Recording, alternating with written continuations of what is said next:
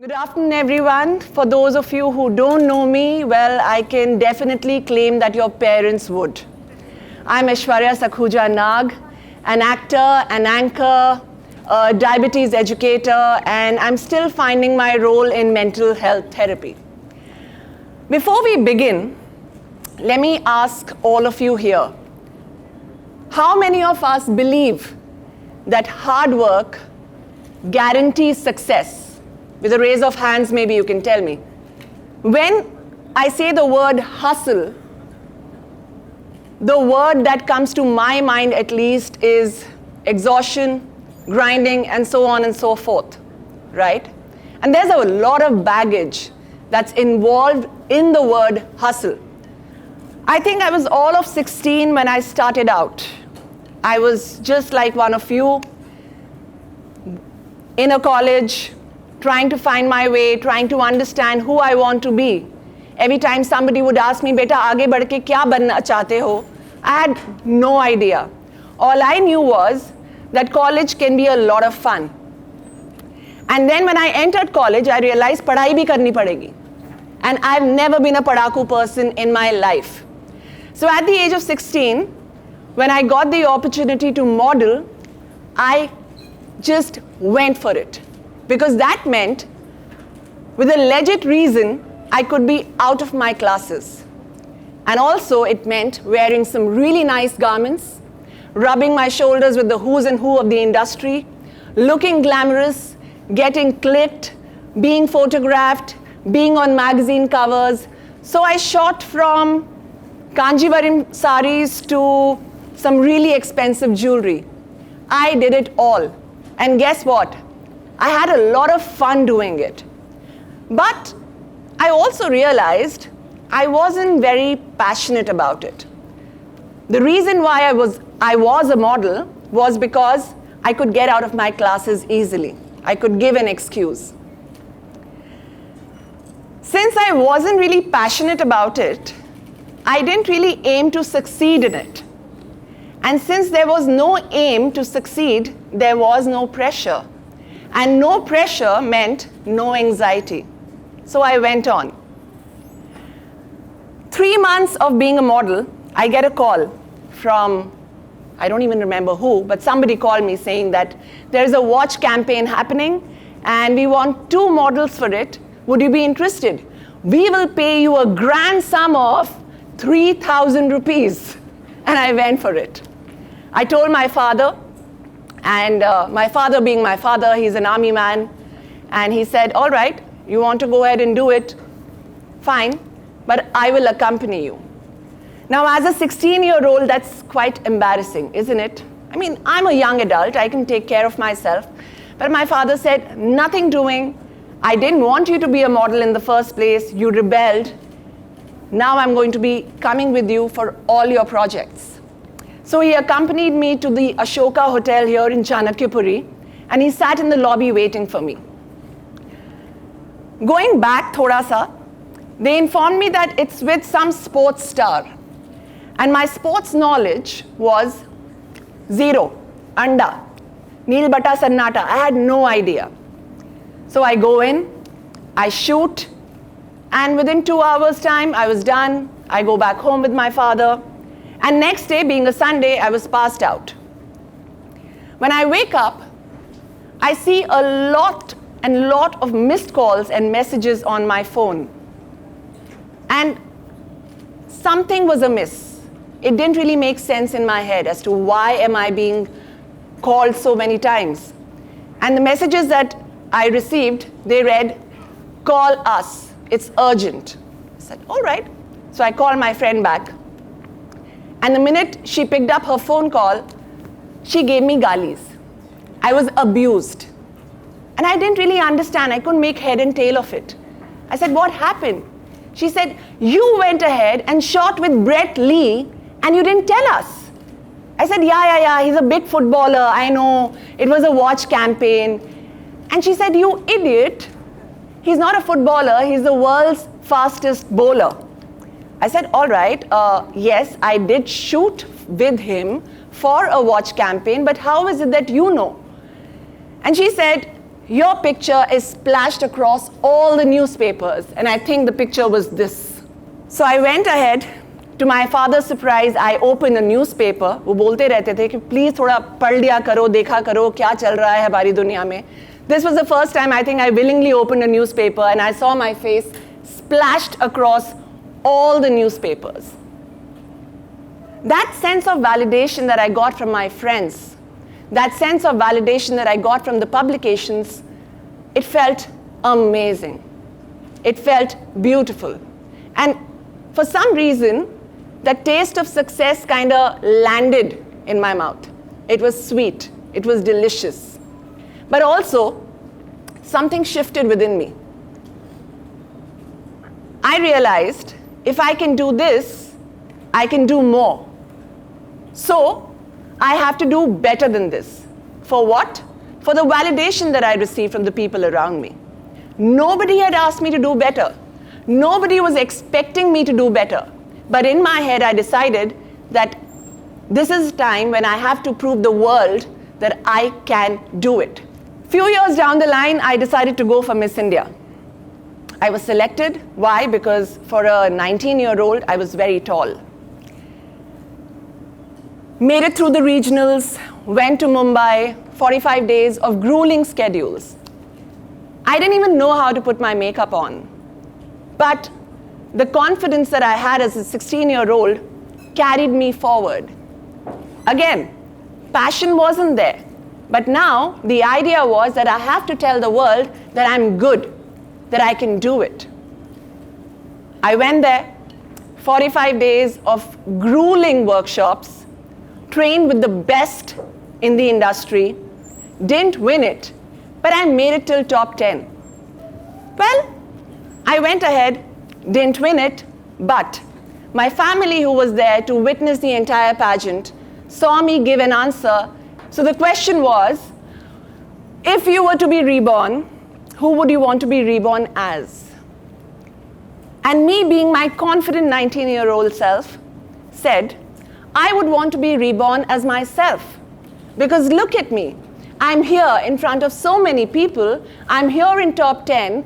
People are loving me. So in order to live this moment, I would want to be reborn as myself. Now in today's Instagram world, we would call this self-love, right? But back then, I lost the contest. Because according to a lot of people out there, they thought I'm being arrogant. But no, I wasn't being arrogant.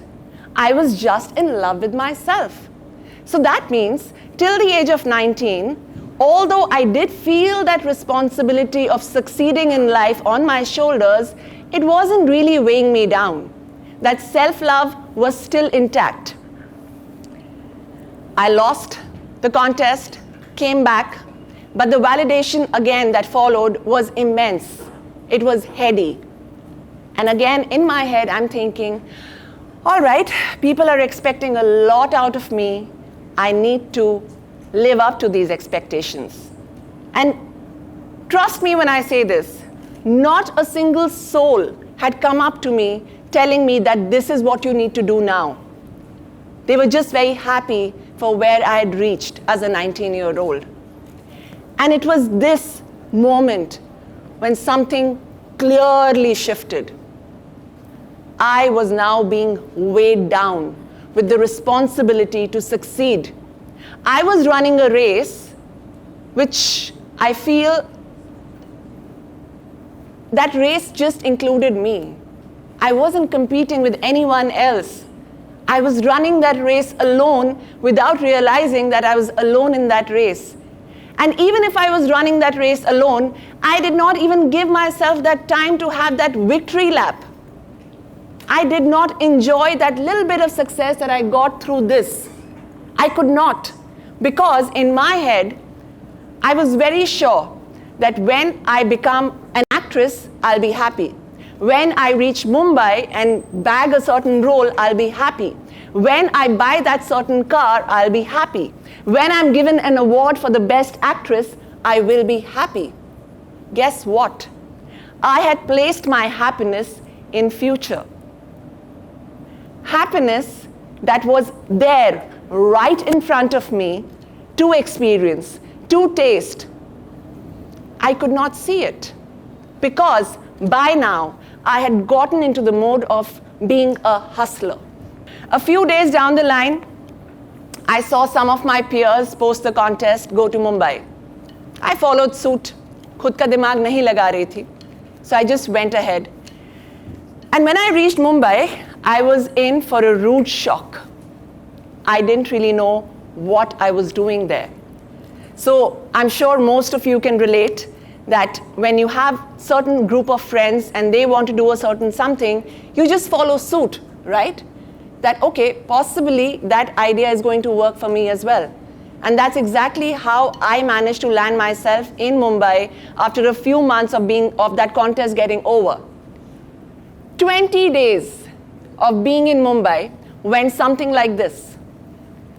Getting ready every day, showing up for auditions, traveling in a local, dressed in my best. By the time I would reach the audition place, I would be looking like a complete disaster. It was like a tornado had hit me.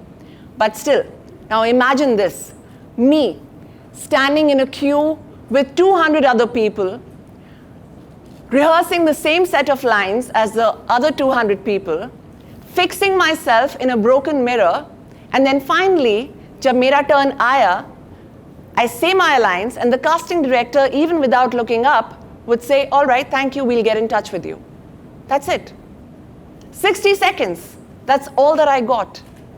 And in my head, I'm thinking, maybe if I show up for every audition in a day, I would be able to crack it. I would be able to become the actress that I want to become. It didn't happen. I was rejected 10 times a day. Sometimes I was too tall, sometimes I was too dark, sometimes I didn't really know how to face the camera, and the rejections just went on. The final straw was when I tried to audition for a channel called Zoom TV as an anchor. I was told, you cannot face the camera, you don't have it in you. And that was it. I packed my bags and I went back home. Here, I went back home with a vendetta. In Delhi, when I came back, I decided, not for myself, but just to make sure that the other people understood that I can face the camera, I somehow managed to bag a job as a sports jockey in Z Sports. And guess what? Whose sports knowledge is zero? Mine. 7 months of being in Z Sports, I mugged my lines so well that nobody could really figure out where I actually stood when it came to the knowledge of sports. It was in those 7 months that Zoom TV saw what I did and they called me back saying that, all right, we think now you can face the camera, please come back. Once again, I pack my bags and go to Mumbai. Out of 7 days in a week, I shot for 1 day. 6 days of being completely free. And that did not work for me because by now I was in the hustle culture. Resting did not feel normal. Just being did not feel normal. I would end up feeling guilty for not showing up for every audition possible. So from exhaustion to pure fatigue to having no life of my own, that's the taste of success that I was now having to encounter. Now, don't get me wrong. This hard work did not just make me feel all that. It did pay off.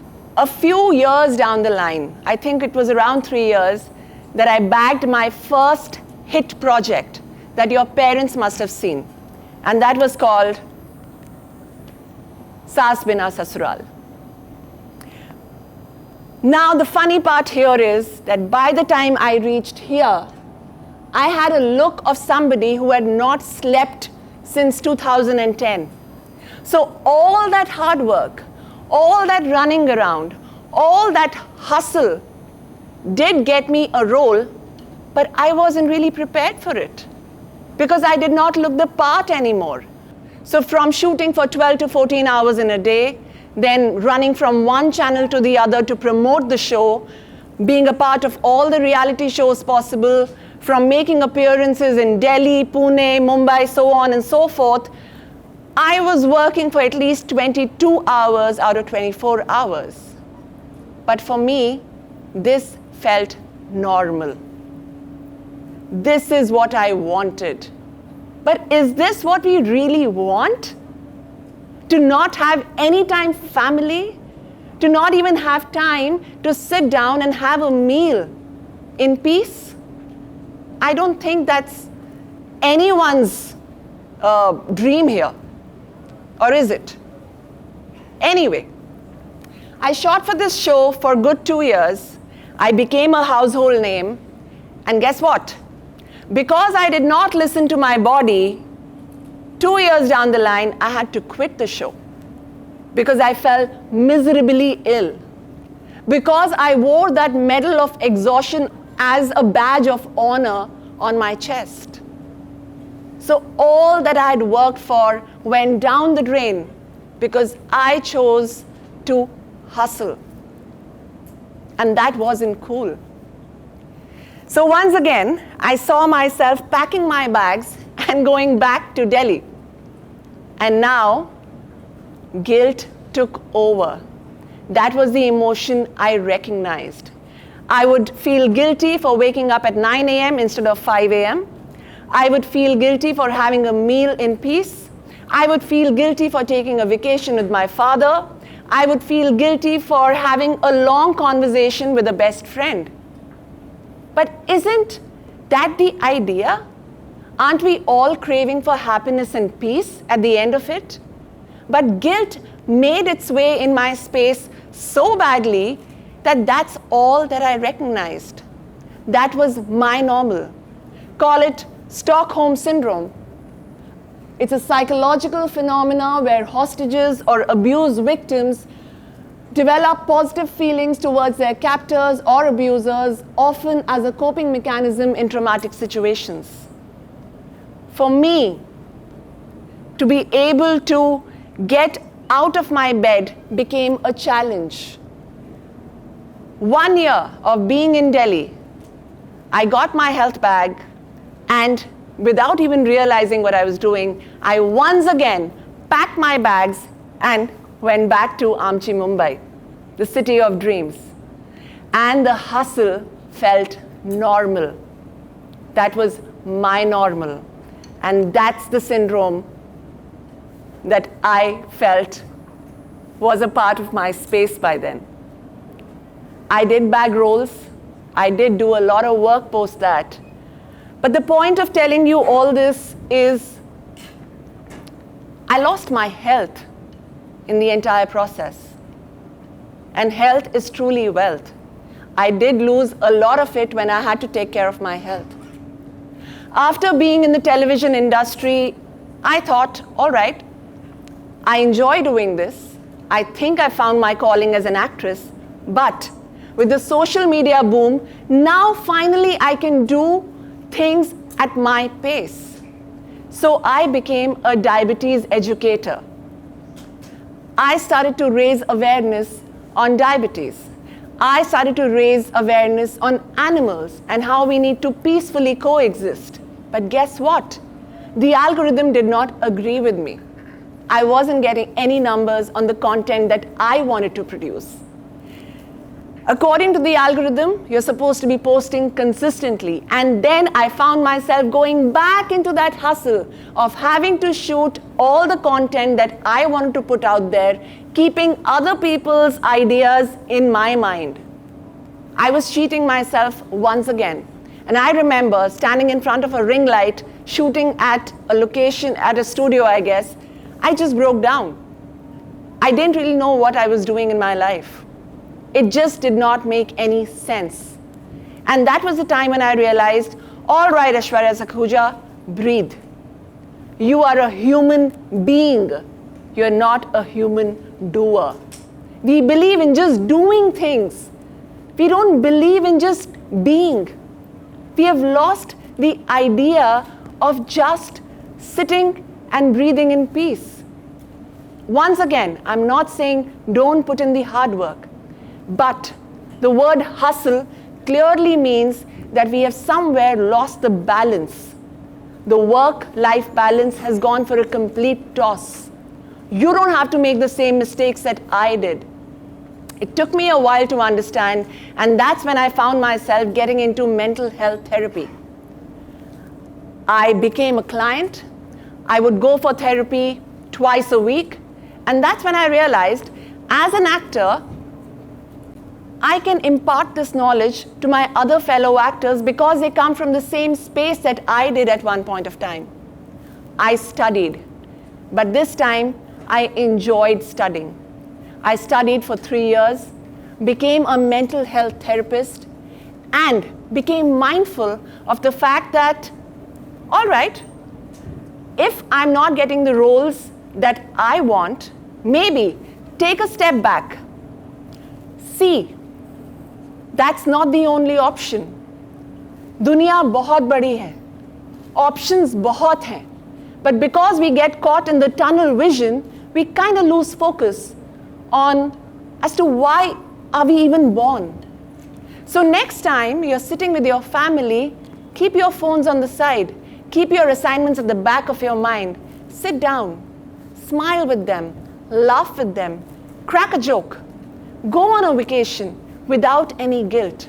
Because trust me when I say this, guilt is one of the most useless emotion that you will ever feel.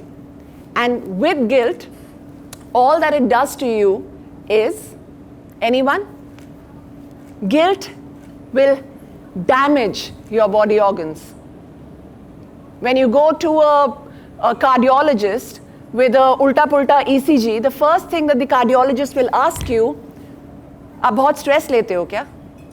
Stress is an emotion, isn't it?